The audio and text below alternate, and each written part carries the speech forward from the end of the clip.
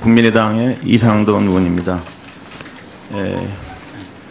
신임 새 정부의 환경부 장관은 지난 9년간 이명박 정부부터 있었던 환경정책의 그 거진 파탄에 가까운 지경을 수습하고, 특히 국토부에 있는 그 수자원 하천관리 기능도 환경부로 오기 때문에 과거 어느 장관 못지않게 훌륭한 기량과 역량, 그 다음에 경험, 또 조직 장악력 이런 게 필요하다고 봅니다. 그러나 제가 이 후보자의 이력을 훑어보니까, 그리고 그간 발표했던 보고서 논문 보니까 과연 그런 일을 해낼 수 있을까에 대해서 솔직히 좀 걱정이 앞서고 좀 회의적인 생각이 듭니다. 후보자는 시의원, 그 다음에 노무현 정부에서 청와대 비서관으로 좀 있었고, 그 기간 동안에 서울시립대학에서 석사학위를 썼습니다. 그래서 이 공무원이, 더군다나 청와대에 있는 공무원이 과연 그 기간 동안에 석사학위를 쓸 수 있었을까라는 데에서 저는 좀 의아하게 생각합니다. 그래서 그렇게 청와대가 한가한 곳이었는지, 그리고 그 석사학위 논문은 제가 볼 때는 석사학위 논문을 사격은 된다고 보는데, 굉장히 깔끔하게 되어 있는 것이 마치 혼자 쓰기보다는 어떤 그 팀워크에 같이 한 게 아닌가, 이런 생각을 좀 갖게 되고요. 그리고 또한 후보자가 굉장히 집착해서 연구한 테마가 지속가능 발전에 관한 뭐 이런 논인데, 사실 이것은 환경정책을 다룰 때 총론 중에 서론에 해당하는 겁니다. 또 지난 많이 쓴 거다 보니까 이 부분에만 너무 집착했지, 과연 구체적인 부분에 또 과연 얼마나 기본 지식이 있는지에 대해서는 저도 좀 미지수입니다.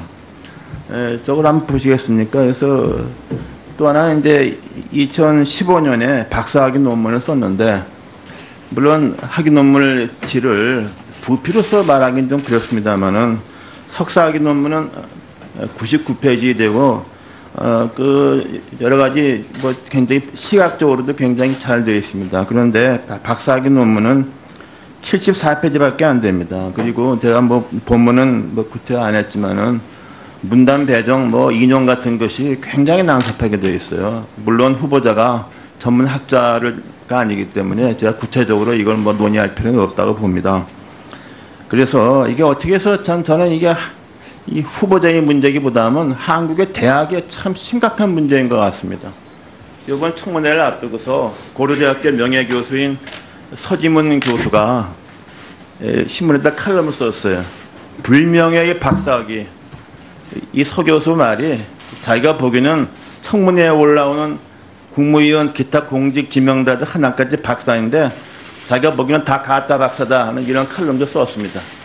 이 안 쓰기만도 못한 박사 써가지고서 표절 시비 걸린 거 보니까 제가 보기에 한심해요. 그리고 더 한심한 것은 참 저도 대학에 있지만 우리나라의 대학 같습니다. 참 그래서 이 논문이 과연 이 후보자의 경쟁에 도움이 되는지 그건 모르겠고요. 또 하나는 제가 후보자한테도 한번 물어보고 여러 위원님들께 한번 문제를 제기하는 것이, 이 고려대학교의 대학원 디지털 경영학과 조치원 캠퍼스에 있는 과인데, 이 논문 테마는 이건 누가 보더라도 경영학이 아니에요. 어떻게 경영학 박사가 나왔는지 좀 의심스럽고, 74페이지밖에 안 되는 이 논문에 지도교수가 또 심사위원장을 했어요. 그래서 이게 도대체 이해가 되는가? 그 후보자 한번 잠깐 말씀해 보세요. 지도교수가 심사위원장 하는 경우가 이게 대학에도 통상적으로 있습니까? 그것은 고려대학교 논문 심사 규칙에 적합하게 이루어졌습니다. 네, 제가 아는 바는 고대 연대는 이렇게 그 지도교수가 심사위원장을 하지 못한다는 규칙은 없지만은, 그런 경우는 뭐 제가 거의 없습니다. 그리고 심사위원장, 되게 지도교수가 부심, 제일 마지막에 부심하는데, 그리고 제가 오랫동안 봉직했던 중앙대학은 교칙으로 지도교수는 논문심사위원장이 될 수 없다 되어 있고, 서울대학도 그렇습니다. 그 외국에도 이런 경우 없습니다. 그래서 참 이게 제가 볼 때는 후보자의 문제지만은 이게 대학이 정말 통탄스럽습니다. 이런 것을 박사 논문으로 통과시키고 경영학 교수들이 자기도 알지도 못하는 내용 가지고 다 통과시키고 그래서 이제 박사가 되는데 그래서 공직 후보가 되면 이제 가짜 박사 시비가 걸리는 겁니다. 그럼 뭐 제가 그 위원님들한테 한번 알려드리는 겁니다. 참 우리나라 대학이 참 이게 보통 문제가 아니다. 이게 박사 너무 남발한다 말이죠. 그 진짜 박사하는 사람들은 보기에는 서지병 교수 같은 이런 얘기가 나오는 겁니다. 그리고 그 다음 한번 넘겨보시죠. 그게 뭐 전문 학자가 아니지만은 그 굉장히 똑같은 부분이 그 용역업체를 운영하면서 여기저기 보고서 낸 부분에 서러운 부분이 너무 중복됩니다. 이게 표절도 아니고 똑같은 게 너무 나오는데 물론 이게 학술 논문은 아니고 발주한 처에서 이거 받아버리면 그만이지만은 저는 그래서 이렇게 뭐 용역 보고서를 갖다가 쭉 하면서 그 용역업체를 운영해 왔는데 그 과정에서 과연 이렇게 하는 것이 무슨 학자가 아니니까 이거 뭐 학술윤리 따질 건 없어요. 그러나 이것이 과연 적절한지 난 그런 생각이 듭니다. 네, 그리고 그 다음에 그 대해서는 그 다음에 종합할 때 간단하게 말씀해 주세요. 그리고 그 새만금 한번 보아주시죠. 네. 새만금 문제.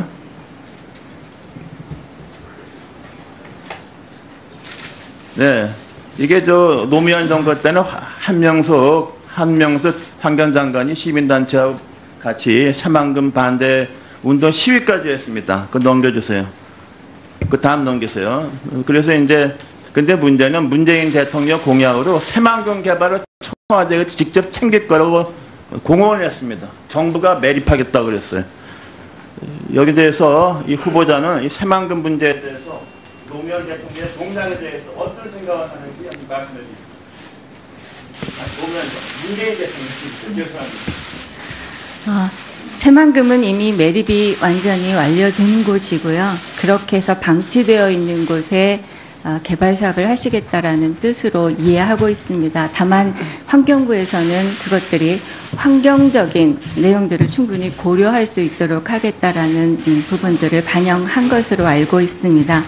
또 하나 앞에서 지적하신 용역 부분의 중복에 대해서는 용역은 대부분 학문적 이론을 논하는 곳이 아닙니다. 이론을 기반으로 한 실천 방안을 저희가 제시하는 것이기 때문에 앞에 용역 앞에 그 실천 기반을 전제하는 이론적인 내용들을 소개할 수밖에 없고 그것은 어느 곳에서나 동일한 내용이 될 수밖에 없습니다. 그런 점에서 같은 내용을 인용한 것은 사실이지만 그게 무슨 표절이거나 그런 것은 아니라고 생각하고요. 또한 그것들을 인용하는 과정에서 모두 출처를 표기하고 정확하게 처리했기 때문에 저로서는 그게 그렇게 큰 문제라고 인식하지는 않고 있습니다. 네. 알겠습니다. 언론에서 보도되다시피 김은경 후보자님의 아들 관련 몇 가지 특혜 의혹이 있습니다. 후보자님의 회사 지속가능성 센터 지우가 아들의 스펙과 경력용으로 쓰였다는 의혹과 아들의 희망제작소 지속가능 발전팀에 채용됐다는 의혹이 있는데요. 이를 해명하기 위해서는 중요한 자료 중에 하나가 희망제작소에 제출됐던 아드님의 입사 지원서 그리고 경력 증명서입니다. 하지만 이제 채용 시 제출한 지원서를 좀 제출해달라는 저희 의원실의 요구에 대해서 이것은 희망제작소 정책상 비공개하겠다라고 하는 답변이 좀 돌아왔습니다. 그것이 좀 납득이 좀 되질 않는데요. 우선 이것은 작년에 있었던 채용이기 때문에 그 서류가 없을 리가 없고, 그다음에 후보자님의 아들이 어떠한 경력을 토대로 희망제작소에 입사하게 되었는지를 규명할 수 있는 중요한 자료 중에 하나입니다. 그래서 후보자께서도 이 부분에 대한 소명을 많이 원하실 것이기 때문에 지금이라도 희망제작소 측에 문의를 해서 그 자료를 직접 제출해 주시면 좋을 것 같습니다. 또한 그 아드님의 지우 경력 위에 지속가능 발전 관련 분야의 연구 경력이 있다면 그것과 관련된 증빙 자료도 함께 제출해 주셨으면 좋겠습니다.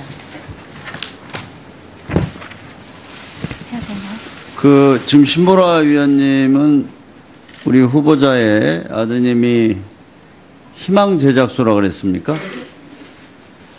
희망 제작소에 입사한 것이 특혜 의혹이 있다 이렇게 지금 보시는 건가요?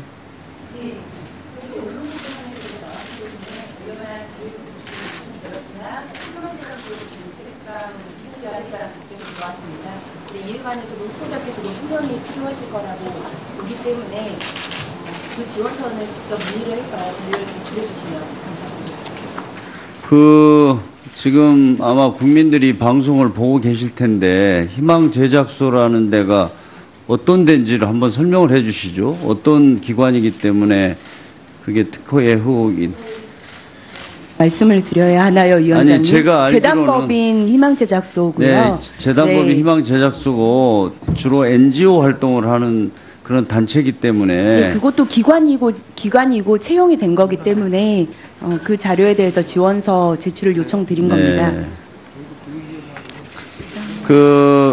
네, 좋습니다. 그런데 이 자료는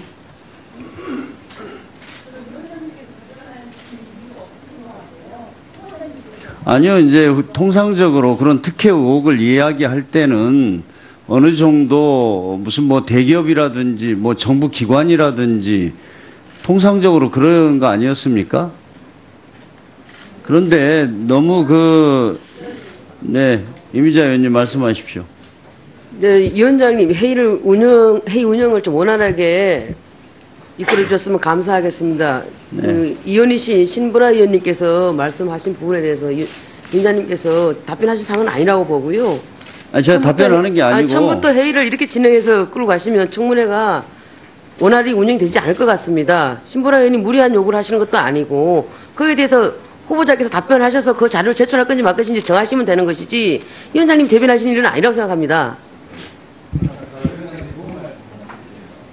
네. 저도 국회 들어오기 전에 NGO를 운영을 했는데 네. 희망 제작소보다 덜 유명한 NGO입니다. 그럼에도 불구하고 취업 경쟁이 굉장히 높습니다. 높고 더더군다나 이제 희망 제작소처럼 이제 브랜드가 있는 NGO 같은 경우에는 아마 제가 운영했던 NGO가 거의 한 10대 1 정도 했는데 훨씬 높을 거라고 생각이 되고 그래서 지금은 어디 뭐 취업 특혜라는 게 대기업에만 한정되는 것은 아니라고 저는 생각을 하고요. 그래서 굳이 어떤 뭐 선입견을 가지고 볼 필요는 없을 거라고 생각합니다. 네, 알겠습니다. 아무튼 희망 제작소에 대한 뭐 입사 지원서하고 를 비롯한 요구하는 자료에 대해서 제출을 못하면 못하는 사유에 대해서 설명을 해 주십시오. 네. 저희가 희망제작소에 요청은 했습니다만 희망제작소의 원칙상 이것을 공개하지 않는다고 하는데요. 저희가 그 이상의 어떤 그것을 실행하게 할 방법은 사실 없습니다. 양해 부탁드립니다.